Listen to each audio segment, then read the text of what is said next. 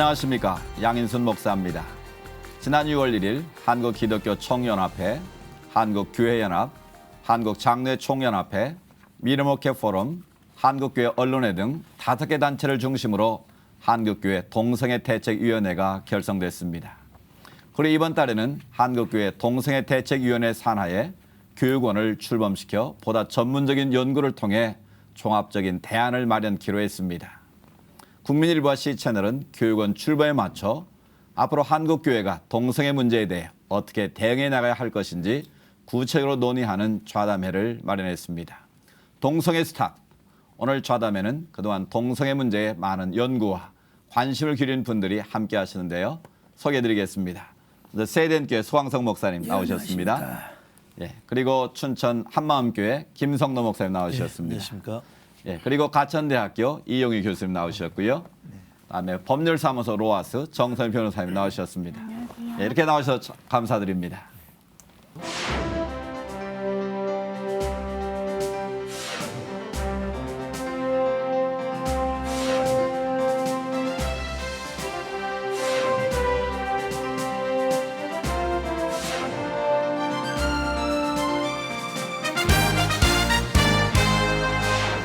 동성애 관련 이슈는 올해 들어 전 세계적으로 가장 뜨거운 감자가 됐습니다. 우리나라도 물론 예외는 아니었고요. 동성애를 바라본 사회적 관용의 스펙트럼이 점점 넓어지고 있는 것도 사실인데요. 이 자리를 빌어서 동성애 문제에 대한 종합적 대안을 좀 나눠보도록 하겠습니다. 먼저 동성애에 관한 신학적 입장, 보건학적 입장, 그리고 교육과 사회문화적 입장에 대해서 각각 정리를 한번 하고 넘어갔으면 좋겠습니다. 먼저 소황성 목사님. 2013년 미국의 통계 자료에 하면은 전 시민의 1.6%가 동성애자다. 그런데 우리나라가 어떻게 그럴 수 있겠는가? 뭐 우리나라는 그렇지 않을 것이다. 그게 벌써 몇 년 전의 일이지만 우리나라는 전문가에 하면은 3%가 넘었다. 이렇게 추정을 하는 분들이 있습니다. 야, 이게 우리나라 이 사회는 지금 압축 성장, 또 뭐 쏠림 현상 이런 게 있지 않습니까? 뭐가 좋다 하면은 쫙 쏠리고 말이죠. 동성애 확산에도 이 쏠림 현상이 아마 있지 않았나 싶습니다. 3%가 넘었다. 이 한국 교회가 관심을 안 가질 수가 없는 거지요. 그래서 신학적으로 과연 성경적으로 성경은 어떻게 말씀하고 있는가? 구약과 신약은 이 동성애를 정말 가증한 것으로 표현하고 있습니다. 왜냐하면 창조 질서와 부합하지 않기 때문이죠. 그리고 건전한 시민사회를 망가뜨리는 그러한 그 악의 축이기 때문이다. 물론 우리는 동성애자들을 친절하게 상담하고 또 포용하고 우리가 힐링해 줘야 될 의무가 있지만 그러나 성경이 아니다라고 하면은 우리는 아니라는 것을 이야기할 수 있지 않겠습니까? 네. 신학이 무엇입니까? 성경적 이 근거를 바탕으로 해서 시스템미틱하게 이 조직적으로 세계화시켜 놓은 게 신학입니다. 그러므로 자유주의 신학이건 진보주의 신학이건 보수주의 신학이건 성경을 바탕으로 한 신학이기 때문에 성경이 아니라고 하기 때문에 어떤 신학에서도 이 동성애를 지지할 수 없다고 봅니다. 더더구나 우리 전통, 가치, 질서를 파괴하는 이 동성애가 자리 잡게 된다면 우리 미래사회 그리고 우리 후손 세대에는 어떠한 삶이 과연 이루어질 것인가. 그래서 우리는 한편으로는 사랑해야 되지만 한편으로는 신학적으로 성경적으로 반대라는 사실을 분명히 말씀드려야 할 것 같습니다. 네, 모든 판단의 기초는 성경이다. 그렇습니다. 네, 확실하게 말씀해 주셨고요. 이영희 교수님. 네. 그동안 동성애 관련해 보건의학적 문제점들이 많이 거론되지 않았습니까? 네. 가장 논란되었던 것은 이 동성애가 선천적이냐 아니면 후천적인 거냐 어떻게 보십니까? 사실 이제 저는 성경에 있는 모든 진리를 우리 과학이 발전하면 다 그것을 입증할 수 있다고 생각합니다. 그런데 이제 이 동성애에 대해서 이게 선천적이다라고 하는 잘못된 지식이 지금 많이 팽배해진 것은 정말 저희들이 어떤 면에서는 사실 교회의 책임이라고도 볼 수 있습니다. 1993년에 동성애자인 해머 박사가 이 유전자 XQ28이 있다. 이게 정말 유전인자다. 동성애인자다라고 발표를 해가지고 전 세계가 한번 떠들썩해졌습니다. 네. 그래서 그게 한번 매스컴에서 쫙 다뤄졌는데 그게 이제 사실이 아니거든요. 검증이 안 됐는데 그걸 그냥 내버려 둔 겁니다. 1999년도에 라이스라는 학자가 이걸 이제 번복하는 논문을 냈습니다. 네. 그리고 이제 논란이 커지니까 2005년도에는 이 해머를 포함한 큰 연구팀이 들어와서 같이 연구를 했고 해머가 포함된 그 연구팀 내에서 나온 발표가 XQ28은 유전이자가 아니다라고 네. 해서 사이언스지에까지 다 실렸습니다. 근데 문제는 이렇게 바르게 그 논증을 하고 입증을 한 이런 결과가 널리 알려진 게 아니라 네. 지금도 동성애는 유전이라고 하는 말이 아주 많이 알려져 있어서 네. 이것이 동성애를 정말 잘 저희가 대책해 나가는데 큰 문제점이라는 겁니다. 네.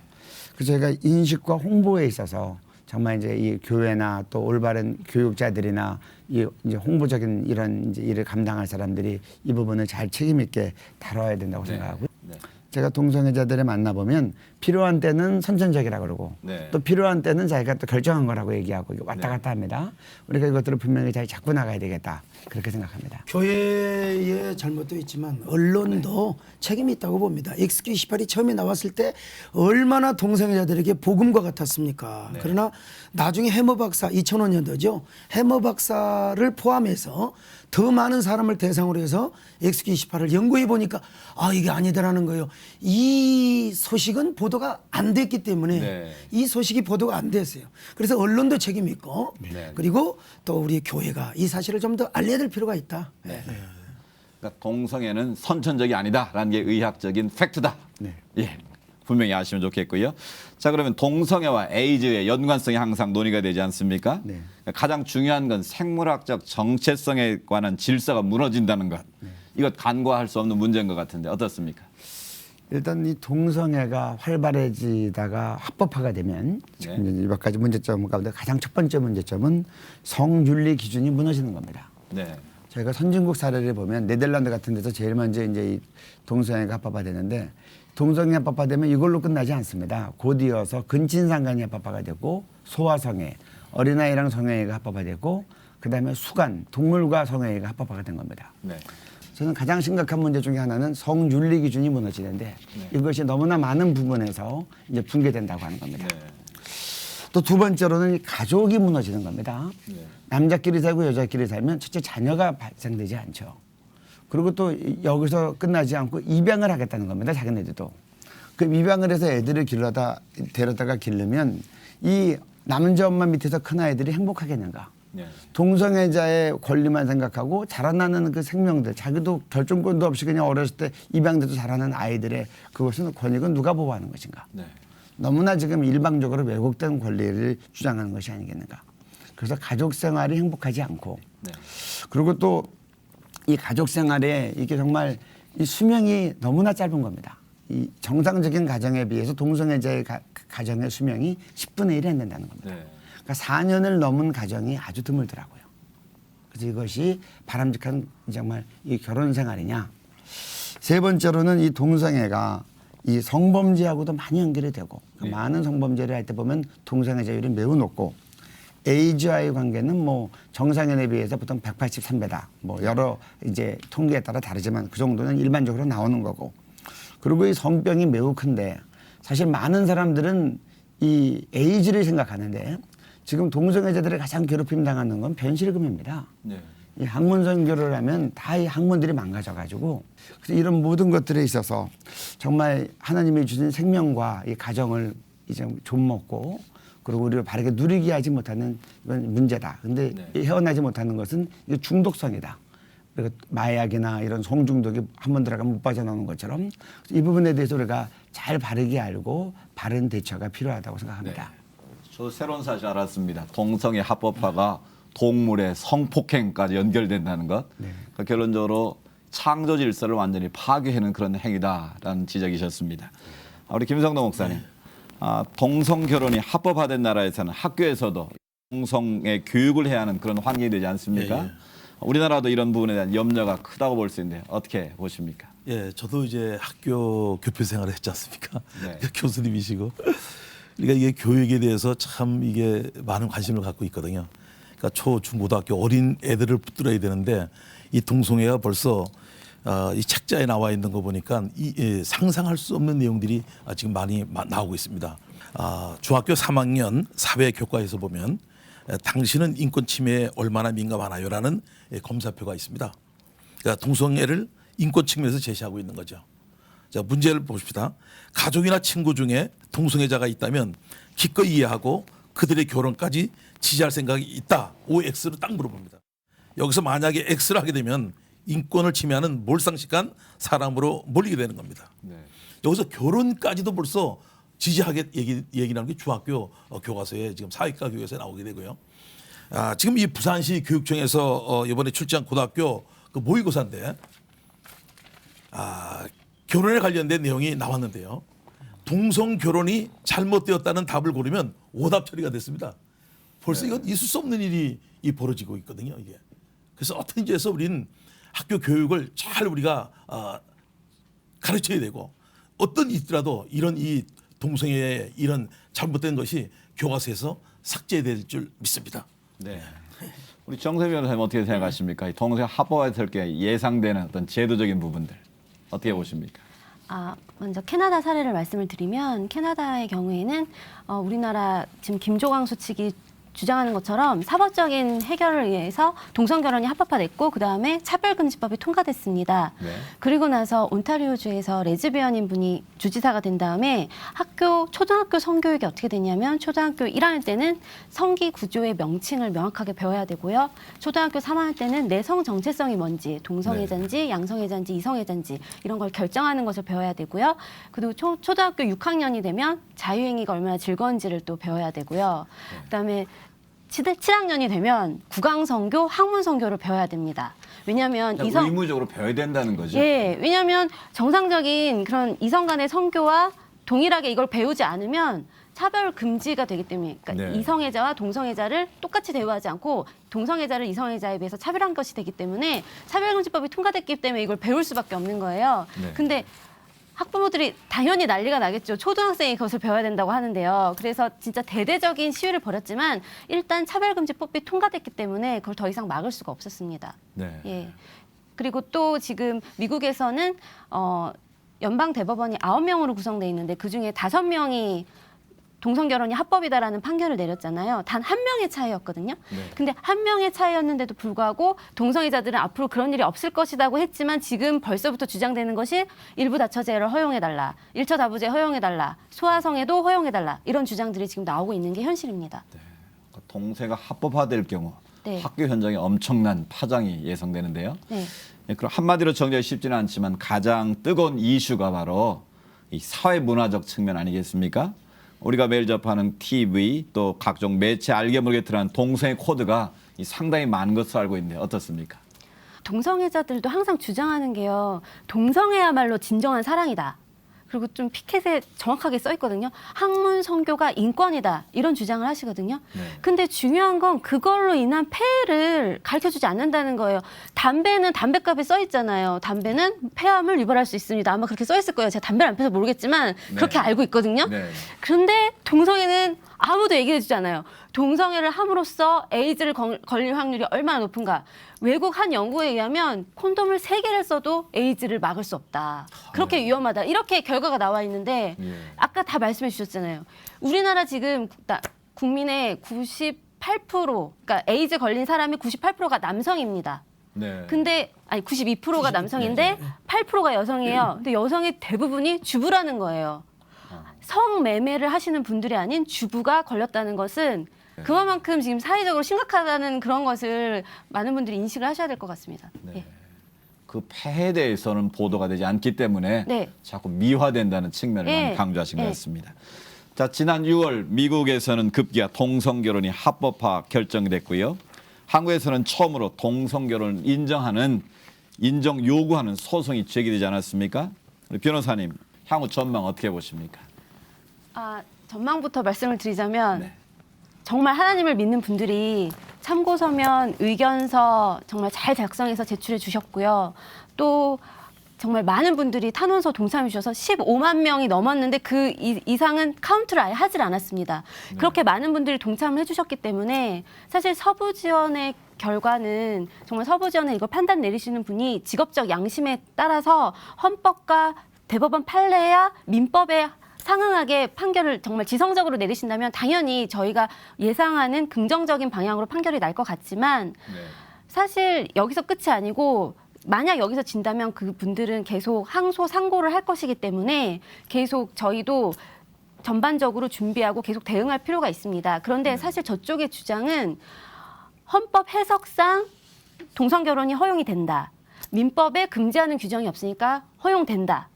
서구 사회가 허용했으니까 우리도 허용해야 된다. 이런 주장을 하고 있거든요.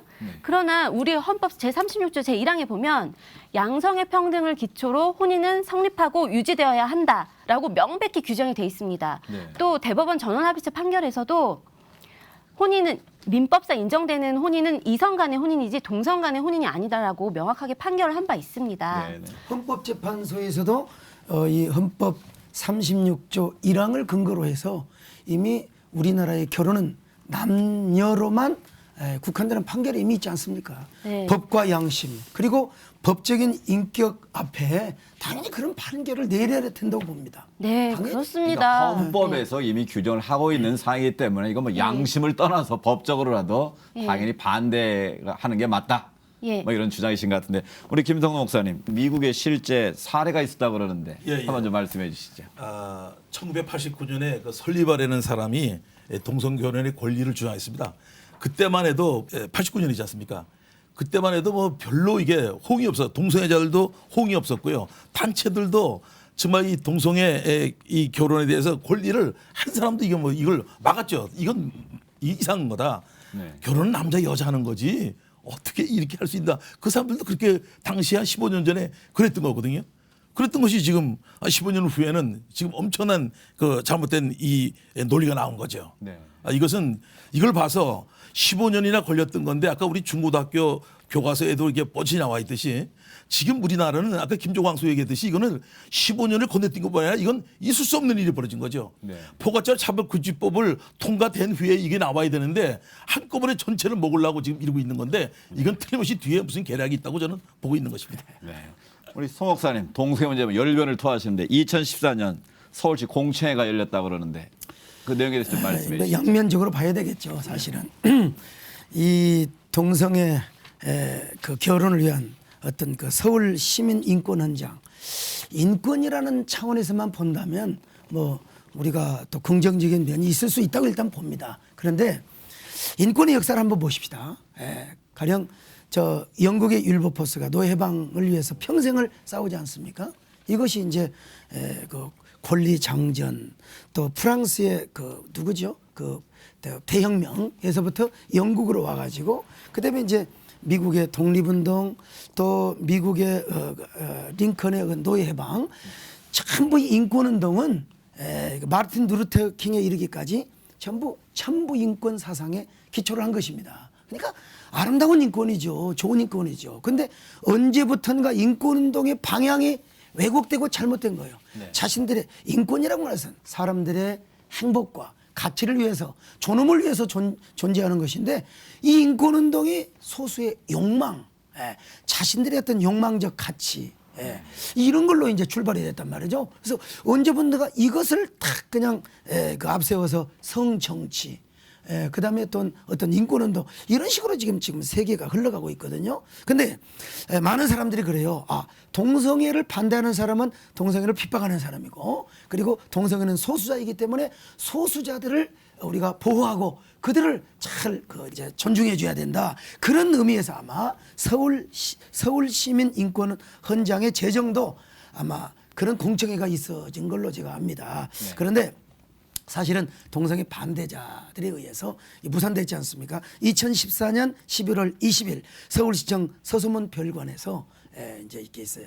이게 또 정치적으로 뭐 서울시장이 뭐 조종한 거 아니냐, 또 뭐 서울시장의 모든 그 이 사상을 또 의심하고 그런 적도 있었습니다만은 물론 서울시장님도 책임이 있죠. 그래서 사실 제가 서울시장님을 만나뵀어요. 만나뵈서 봤더니 이분은 동성애가 뭐랄까요? 태어날 때부터 생내적으로 유전인자가 오늘 우리 이영희 교수님 말씀하신 것처럼 이게 그야말로 천부적으로 태어났다 이렇게 이해를 하고 계시더라고요. 예. 그리고 그들을 보호해 주는 것도 인권이다. 다수자가 이해를 해야 되고 더불어 함께 사는 소위 말하면 뭐 이렇게 뭐 신사회주의라고 볼까요? 이런 그러니까 그 어떤 그 가치면과 또 이렇게 그 인간적인 면에서는 대단히 훌륭하다 이런 생각을 해봤어요. 그래서 제가 이제 시장님께 말씀드렸죠. 이거는 절대로 유전적인 게 아니다. 네. 절대로 유전인 게 아니다. 그리고 이거는 인권 차원이 아니다. 이건 욕망이다. 이거 정말 잘하셔야 된다고 제가 나름대로 목사 입장에서 성경을 많이 네. 가르쳐 줬어요. 그분도 많이 아마 설득이 되어지시리라고 저는 봅니다. 이 성이라고 하는 것은 개인을 넘는 것입니다. 그리고 윤리가 파괴되면 가치가 파괴되면 윤리가 파괴되고 윤리가 파괴되면 이 세상이 어떻게 됩니까? 이 세상이 황무지와 같고 황폐한 세상이 될 수밖에 없지 않겠습니까? 이 동성애 때문에 자칫하면은 서로의 적이 그러니까 남남 갈등이 어떤 그 이념 때문에 되었지 않습니까? 또 빈부 격차 때문에 되었는데 이제는 성 문제 때문에 남남 갈등이 되고 우리 같은 민족 안에서 서로의 적이 된다면 이보다 불행이 어디가 있겠습니까? 아직까지 우리는 동성애를 처벌하자고 한 적이 없습니다. 다만 우리가 동성애를 우리가 막자고 하는 것은 아름다운 우리 대한민국을 이루고 국민의 보건 건강을 위해서 우리가 지금 이렇게 하는 거 아니겠습니까? 네, 맞습니다. 앞서 이야기를 나눈 김조광서 씨의 동성결혼 인정 요구를 비롯해서 우리 현재 우리나라에도 차별금지법이나 동반자법 제정 등과 같은 법률제적 움직임들이 지속적으로 지금 일어나고 있는데요. 이 부분에 대해서 한번 대화를 나눴으면 좋겠습니다. 우리 정선 변호사님, 소수자를 위한 법 준비 움직임이 보이고 있는데 예. 사실 성소수자라고 동성애 측에서는 주장을 하는데요. 근데 그 성소수자에는 그분들 주장에 의하면 LGBT, 게이, 레즈비언, 양성애자 그리고 트랜스젠더만 들어간다고 합니다. 근데 과연 성소수자에 그것만 들어갈까요?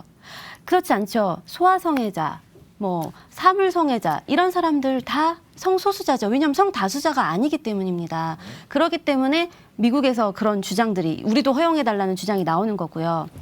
그리고 또 인권이라는 면에 있어서도요. 우리나라는 단 한 번도 외국과 달리 단 한 번도 동성애자이기 때문에 처벌한 적이 없습니다. 차별한 적도 없습니다. 그런데 차별을 하지 말아라. 인권, 우리의 인권을 보장해달라. 이 주장을 할 필요가 없는 거예요. 한 번도 그런 적이 없는데. 예, 왜 처벌한 적이 없는데 왜 우리가 인권을 보장해달라는 주장이 왜 나오는지 그 점을 선진국이 했다고 우리가 무조건 쫓아가야 된다. 그런 논리에서는 벗어나야 되는 거고요. 그 지금 뭐 동성결혼법이 통과된 나라가 준비서면에 의하면 16개국 또 어떤 주장에 의하면 20개국 정도라고 하는데 전 세계는 200여 개가 전 세계 나라의 국가의 수입니다. 그중에 얼마 되지도 않는 나라가 그렇게 했다고 우리가 그렇게 할 필요도 없고 선진국이 그렇게 했다고 해서 예를 들어서 네덜란드에서 마약을 합법화했다고 해서 우리나라에서 마약을 합법화할 필요는 전혀 없는 것입니다. 게다가 서구와 동양 또 우리나라는 역사 문화적 배경이 정말 다르기 때문에 특히 이런 동성결혼 합법화 문제 같은 거는 우리 역사 문화 배경에 맞게 제정이 돼야 되는 것입니다. 네. 그런데 생활 동반자 법안을 이제 작년에 진선미 의원이 이렇게 발의를 했었는데요. 그 내용을 보면 프랑스, 독일에도 시빌 유니언이라고 시민 결합법, 생활 동반자법하고 동일한 것이 있는데 여기 우리나라하고 차이가 있습니다. 우리나라는 그러니까 혼인을 할 때도 당사자, 이인 그리고 증인, 이인의 최소한 서명이 필요한데요. 연서가 필요한데 생활 동반자법에는 그런 증인의 연서 같은 거 전혀 필요 없고요. 그리고 또 독일하고 프랑스 같은 경우에는 당사자 2명이 직접 가서 내가 원한다 이거를 말을 언급을 해야 되는데 우리나라 같은 경우는 당사자 1인만 가고 나머지는 뭐 신분증을 뭐 복사해 가던가 이렇게 허용을 할 수 있어요. 그러면 혼인 무효화 사유 같이럼 정말 무분별하게 이게 합당하지 않은데 생활 동반자 관계 형성이 너무 쉽고요. 또 프랑스랑 독일 같은 경우에는 해소 시에도 유예 기간을 다 두고 있기 때문에 그 유예 기간이 지나야 관계 해소가 가능한데 우리나라는 전혀 그런 유예 기간을 두고 있지 않습니다. 네. 그뿐만 아니라 프랑스에서 생활 동반자 관계를 허용해 주는 것은 그만큼 부부간에 그런 부양해 주는 의무를 강제적으로 부과하고 있기 때문인데 우리나라에서는 그런 강제적인 뭐 부양 의무 같은 것이 전혀 주어지지 않고 오로지 그들이 주장하는 것은 혜택을 달라. 혼인하고 동일한 혜택을 달라. 이건데요. 사실 사실혼 관계도 많잖아요. 그러니까 결혼을 했는데 까먹고 혼인신고를 못해서 사실혼 관계를 유지하는 경우도 많은데 사실혼에서 판례에서 혜택을 인정하기 위해서는 객관적인 요건으로 혼인관계의 실체가 형성이 돼 있어야 되거든요. 근데 생활 동반자 관계는 그런 객관적 요건도 요구하지 않습니다. 그럼에도 불구하고 관련 법령들 개정을 다 요구를 하면서 주택임대차 보호법 같은 경우에는 혼인과 동일한 혜택을 부여해달라. 네. 객관적 요건 하나도 없는데 사실혼보다 더 큰 주장을 하고 있는 거예요. 네. 그래서 이런 이런 것 같은 이런 좀 문제되는 이런 법안이 제기될 때 면밀히 주시해서 많은 분들이 이것을 막고 항의 전화하고 그렇게 해서 민원 넣고 댓글 달고 하셔서 이걸 막으셔야 네. 되고요. 또 생활동반자법이 통과되면 동성결혼법은 통과되고 외국 사례를 보면 그러면 차별금지법은 그냥 통과되게 돼 있습니다. 그러니까 잘 모니터링 하셔야 할 것입니다. 거기부터 좀 예, 방지를 예. 네, 이영 교수님, 네. 입법, 사법, 행정 분야에서도 네. 이 소수자에 대한 그런 여러 가지 일들이 진행되고 있는 것 같은데 어떻습니까? 지금 우리나라 같은 경우는 차별금지법에 대한 합법화 시도가 2007년, 2010년, 2013년 있었습니다. 네. 2013년 같은 경우는 국회의원이 무려 66명이 공동 발의한 겁니다. 그럼에도 불구하고 이제 많은 우리 국민들이 또 교회들이 반대하니까 무산됐었죠. 네. 그러니까 이제 이것이 전공법으로 안 되니까 이제 이상하게 이제 돌아서 이제 하나하나 무너뜨리는 정법을 쓰는데 지금 가장 지금 유의한 거는 국가인권위원회법입니다. 여기 차별금지 조항이 들어가서 예. 이걸 기준으로 다른 것들이 막 이렇게 파생해 나가는 겁니다. 그래서 뭐 이제 인권조례, 뭐 예를 들면 학생인권조례 만들었다. 그럼 교육감이 이런 거에 대해서 진보적인 성향인 분이 들어오면 이제 차별금지 조항을 넣는데 동성애 조항이 들어가는 겁니다. 그럼 학생들 성적인 문제 가지고 차별하지 마라. 학교에서 동성애 동아리 만들어줘야 되고 임신 출산 때문에 뭐 이제 차별하지 마라. 아니 중고등학생이 임신하면 됩니까? 임신하면 학교를 못 다니잖아요. 네. 이거 학칙으로 다 처벌하게 돼 있었죠. 그거는 아직 성관계해야 할 나이가 아니고 책임질 수 있는 나이가 아니고 보호돼야 될 나이라는 겁니다. 근데 이것에 대해서 임신 출산에 대해서 차별하지 말고 처벌하지 말라는 얘기는 그거에 대해서 원인행위가 되는 성관계까지도 다 허용한다는 얘기인데 이런 것들이 사실 이제 이 학생인권 조례 같은 걸 통해서 지금 치고 들어오는 영역들입니다. 근데 이 학생인권 조례에 이런 성적인 문제와 함께 동성애 조항이 들어가 있어서 아까 우리 김성노 목사님 말씀하셨지만 이미 학교 쪽에서는 우리나라에서는 차별금지법이 통과되지 않았는데 이런 인권 조례나 또 어떤 진보적이거나 전교조 교사나 이런 영향력 때문에 이미 학생들이 수능 예를 들어서 연합고사 모의고사를 보거나 그럴 때는 동성애 결혼을 인정하지 않으면 이것이 오답 처리가 돼서 아이들은 자기의 어떤 윤리적인 기준하고 상관없이 이렇게 끌려가는 겁니다. 네. 그래서 지금 저희가 조심해야 될 것은 이건 정말 법으로 합법화되지 않은 상태에서 학생인권조례, 뭐 예를 들면 대전시 인권조례, 과천시 인권조례, 구로구청 인권조례 뭐 이런 식으로 돼가지고 파고 들어오는 이것을 면밀하게 검토하고 바르게 다 교정해야 되겠다. 네. 서울시민인권원장도 대표적인 예입니다. 차별금지법이 안 되니까 인권원장으로 갖고 들어오겠다는 겁니다. 이것을 막은 것은 참 잘한 일이고 서울시와 교회가 잘 깨워서 파수했던 것으로 생각이 되고요. 또 저희들이 지금 지난번에도 KBS 토론에 들어봤더니 주장하는 사람들에게는 자꾸 선진국 사례 얘기하는데 대부분 반미하는 사람들도 이런 거 같은 필요하면 또 미국을 갖다 쓰는 겁니다. 네. 그러면 우리 세계를 보자. 지금 과연 동성애 합법화가 세계적인 추세냐? 그렇지 않다는 겁니다. 그렇죠. 반동성애가 세계적인 추세입니다. 지금 아프리카는 동성애가 가장 동성애율이 높았고 동성애가 앞서갔던 지역은 아프리카입니다. 왜냐하면 지난 20년 동안에 이 에이즈로 죽은 사람이 2,500만 명이 넘습니다. 예. 그런데 이 아프리카는 지금 동성애를 다 치르고 난 다음에 어떤 추세가 됐냐? 55개 국가 중에서 무려 38개국이 동성애 반대를 법으로 만들었고 네. 심각하게 처벌을 할 정도로 나라 살리기 위해서 아주 치열한 싸움을 하는 겁니다. 네. 근데 이런 것들은 다 어디 가고 지금 전 세계적으로 동성애를 불법으로 한 나라가 80개국가나 되는데 최근에 이 잘못되고 있는 선진국 사례들을 들어서 잘못된 사람 따라가자고 얘기 나오는 건 상당히 문제가 된다. 그래서 네. 이런 여러 가지 입법, 사법, 행정 등에서 이제 차별금지법으로만은 안 되니까 치고 들어오는 인권조례, 인권헌장 이런 것들에 대해서 면밀히 분석할 뿐더러 전 세계적인 사례와 또 이미 나타난 데이터를 가지고 우리가 정확히 알려야 되겠다. 그래서 네. 국민 계몽 홍보가 이 승패를 좌우한다라고 생각합니다. 네, 아주 중요한 지적을 해주셨고요. 우리 정선희 변호사님, 우리 각 지자체에서도 다양하게 이런 일들이 벌어지고 있는데 좀 예를 들어서 설명을 좀 해주시죠. 네, 대전시 같은 경우에 성평등 조례를 만들었었는데요. 사실 이거는 양성평등 기본법이라는 법률의 위임을 받아서 만들어야 되거든요. 그러면 양성평등이잖아요. 양성평등 기본법은 여자를 위해서 여자가 남자한테 차별되지 않게 이런 내용이었는데 여성의 복지를 위한 법이 갑자기 성평등으로 바뀌면서 그 내용이 다 성소수자가 싹싹 다 들어간 거예요. 그래서 이것을 한국교회 동성애 대책위원회 지금 본부장하신 송항석 목사님 이런 분들께서 나서주셔서 여성가족부에 이렇게 요청하셔서 공문 보내셔서 그래가지고 이것이 저지됐습니다. 네. 그리고 또 구로구도 성차별, 이게 차별하면 안 된다. 거기에 생물학적 성뿐만 아니라 사회적 성을 또 싹 집어넣은 거예요. 그래야지 이 또 교계에 계신 이 분들의 또 이거 하셔주셔가지고 이게 또 막아졌습니다. 사실 이렇게 이걸 싹싹 집어넣는 것은 사실 차별금지법의 초석을 닦는 거거든요. 수수께끼 한마디로. 네. 네.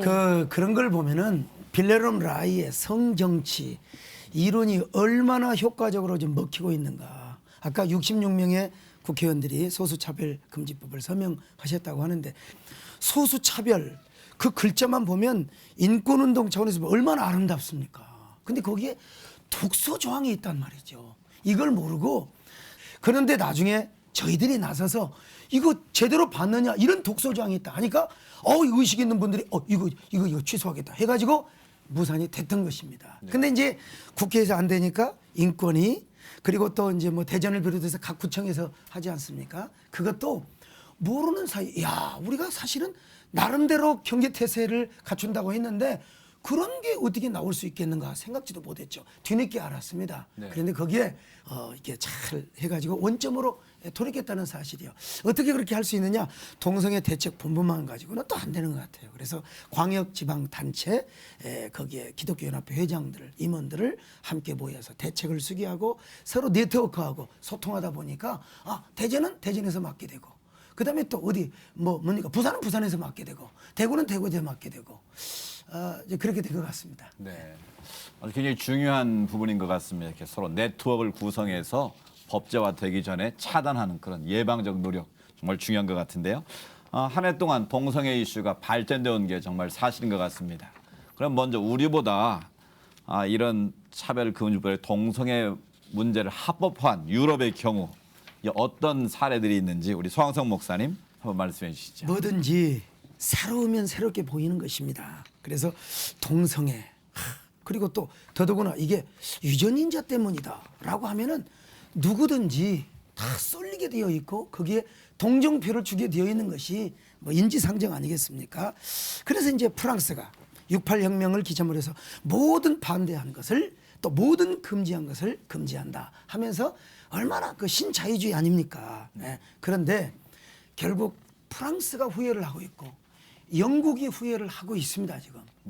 구라파 선진국들이 특별히 그 에릭 제모르라고 하는 사람이 이 기자 출신인데 프랑스의 자살이라는 책을 썼어요. 그러면서 프랑스가 언제부터 지금 망해가고 있느냐? 68혁명 때부터 망해가고 있다. 그래서 또 거기에 뭐 진보주의자에게 뭐 돌매도 맞고 그런 적이 있긴 있습니다만은 유럽은 지금 정신적 공백, 텅 비어 있는 공백을 누가 메끼고 있느냐? 이슬람이죠. 이슬람 언뜻 보면 참 그럴듯하게 보이죠. 그러나 얼마나 차별이 있고 지금 우리나라에서는 이슬람과 이 동성애자들이 서로 소수니까 결합을 한 것처럼 보이지만 나중에 이슬람의 교리로라면은 나중에 동성애자들은 이슬람은 반드시 처형을 시키게 되어 있는 것입니다. 이걸 우리 국민들도 알아야 돼요. 근데 지금 유럽은 이 전부 이슬람이 침범을 해가지고 이 에릭 제모르의 말대로 프랑스는 지금 자폭의 길을 걷고 있다. 이 정신적 공백 현상을 지금 전부 이슬람이 와서 참 장악을 하고 있다는 사실입니다. 미국도 마찬가지죠. 코넬 대학교의 그 유명한 교수인 엘렌 볼루메라는 사람이 미국의 정신적 종말이라는 책을 썼어요. 왜 미국이 지금 이렇게 패권을 잃어버리고 지도력을 상실해가고 미국의 정체성을 지금 이렇게 잃어버리고 있느냐? 가치를 우리가 포기했기 때문이다. 청교도적 가치 위에서 기독교적 정신 위에서 세웠던 이 미국이 다문화 사회를 이루면서 모든 가치를 포기하다 보니까 지금 오늘의 과거의 미국이 아니라 지금은 완전히 짬뽕 잡탕 미국이 되어가고 있다. 미국도 결국 자폭의 길을 갈 것이다. 이런 책을 썼어요. 그런데 선진국들이 후회하고 있는 걸 왜 버리려고 하는 폐품 쓰레기를 왜 우리가 지금 받으려고 하느냐 이 말이죠. 이건 우리 정치 지도자나 건전한 시민 의식을 가진 분들이 우리가 동정의식은 가져야 되겠지만 긍휼한 마음을 가져야 되겠지만 아닌 건 아니다. 질서를 세워야 된다. 우리는 가치를 붙잡아야 된다. 그렇게 우리가 운동을 해야 될 것 같습니다. 네네. 우리 영 교수님 유럽과 미국에서의 동성애에 접근하는 방법과 우리가 접근하는 방법 좀 차이가 있을 것 같은데 어떻습니까? 지금 이제 그 얼마 전에 박원순 시장이 이렇게 얘기한 게 언론에서 봤어요. 자기는 동성애 문제를 옳고 그름의 문제로 보지 않는다. 다름의 문제로 본다. 다름의 문제로 보면 이게 문제가 되는 겁니다. 네. 뭐 제가 일반적인 사람들 관점에서 볼 때 그럼 옳고 그름이 아니라고 보고 다름이라고 치자. 근데 그 다름이 공익에 저촉이 되느냐 안 되느냐. 또 우리의 장래에 저촉이 되느냐 안 되느냐. 뭐 다름이라고 하더라도 우리는 이 부분에서 우리가 짚고 넘어가야 될 것 같아요. 아까 우리 그 담배 얘기 나오지 않았습니까? 담배 피는 사람도 인권이 있습니다. 그렇지만 이 실내에서 담배 못 피게 하죠. 여러 사람의 공익에 해가 되니까. 그렇습니다. 훨씬 더 피해가 되는 이 에이즈 같은 거에 대해서 이거는 분명히 공익에 저촉이 됩니다. 보통 동성애자들이 그렇게 얘기합니다. 우리가 너희들한테 피해 준 게 뭐 있냐? 그럼 국민들은 또 그러려니 하고 바쁘니까 그냥 저도 하고 싶은 대로 돌아. 뭐 또 얼마나 또 감성몰이를 합니까? 넘어가는데 왜 피해 준 게 없습니까? 지금 이 에이즈라는 것이 지금 뭐 신규 감염자들의 70% 이상이 다 동성애로 감염된 걸로 보고 있고 또 이 동성애 같은 경우는 사실 이제 말씀드렸지만 이 변식은 같은 것 때문에 큰 피해를 주고 있고 네. 그리고 이것에 대한 많은 치료 비용이 들어가는데 지금 에이즈에 대한 치료 비용은 일반 국민들이 알면 깜짝 놀랄 만큼 돈이 들어가는 겁니다. 네. 지금 뭐 에이즈 억제제라는 게 나와서 이제 이 약을 쓰면 20년 이상도 산다고 하는데 이 약값만 한 달에 300만 원이 넘고 1년이면 3,600만 원. 에이즈 요양원 원장님 말씀을 들어봤더니 지금 뭐 몸이 나중에 불편해서 거동이 안 되니까 이 이제 간병인에 쓰는데 간병인의 월급도 100% 지급하고 제주도에 있는 분이 치료받기 위해서 비행기 타고 나오니까 비행기 표까지 다 지급하고 그러니까 1인당 치료 비용이 1년에 6천만 원이 넘어가고 평생 치료 비용이 6억 원이 넘어가는 겁니다. 그럼 10,000명이 넘어섰기 때문에 6조 원, 10만 명이 되면 60조 원. 그러니까 곧이어 우리 국민들에게 세금 폭탄으로 돌아오는 겁니다. 그래서 이런 것들에 대해서 우리가 심각하게 생각해야 되겠다. 그래서 공익에 저촉되는 부분에 있어서는 우리 성도들은 옳고 그름의 문제이기도 합니다. 하지만 다름이라고 얘기할 때도 그 다름에 있어서 정말 이것이 공익에 저촉되는가 그리고 우리나라의 미래에 저촉이 되는가 우리 자녀들에게 저촉이 되는가 다 저촉되고 있습니다. 그래서 우리가 이 부분에 있어서 이거는 품고 갈 문제가 아니다. 이거는 회복되고 치유되도록 우리가 힘을 쓰는 것이 본인과 국가를 위해서 제일 필요한 일이다. 그리고 이미 가장 심각하게 동성애를 앓고 갔던 아프리카는 이걸 만회하기 위해서 아주 심각할 정도로 법으로 처리하면서 회복하고자 있습니다. 우간다 같은 경우 또 케냐 같은 경우도 아주 얼마나 치열합니까? 이번에 우간다 같은 그 무세베니 대통령도 4억 달러 원조를 끊으면 그 원조가 끊어질지라도 동성애는 막아야 된다라고 얘기했고 오바마가 케냐를 방문했을 때 케냐의 많은 기독교 지도자들이 미리 선제 공격을 했습니다. 너 와도 동성애는 얘기하지 마라. 한 국회의원이 오바마가 왔을 때 그 호텔 앞에서 피켓을 들더라고요. 이런 용감한 국회의원이 있는 겁니다. 그리고 오바마 대통령이 여러 가지 지적을 했는데 동성애에 대한 인권 얘기하니까 케냐 대통령이 그렇게 얘기했습니다. 동성애에 대한 부분은 받아들일 수 없다. 우리나라는 어떻게 미국에 대하고 있는가 한번 생각해 봐야 될 것 같습니다. 분명하게 짚고 넘어가야 될 문제 같습니다. 전 세계 123개국 가운데 동성애자가 살기 좋은 나라가 국가별 순위에서 한국이 69위로 나타났습니다. 한 여론조사 기관은 지난 2013년 동성애자에 대한 우호적인 환경에 대한 설문조사를 진행한 결과 한국은 살기 좋다라는 응답 비율이 18%, 나쁘다 57%였습니다. 이 같은 설문조사 결과를 보면 국내에서는 아직 동세대 곱지 않은 시선이 많다는 게 분명한 거 아니겠습니까? 우리 김성노 목사님, 우리나라의 동성애자들에 대한 이 세대별 인식이 달라지고 있는 것 같은데 어떻습니까? 예, 저는 이거 질문이 좀 약간 이게 듣기가 좀 힘들었었어요. 왜냐하면 저는 이제 우리 아이들도 그렇고 우리 세대들 그렇고 다 팔짱을 끼고 다니고 어깨 동무를 하고 같이 뭐 다니고 누구 하나 뭐 그런 적이 없었거든요. 제가 이제 운동할 때도 우리 1년 선배도 정말 동성애자였었는데 누가 뭐 하나 그런 적이 없었어요.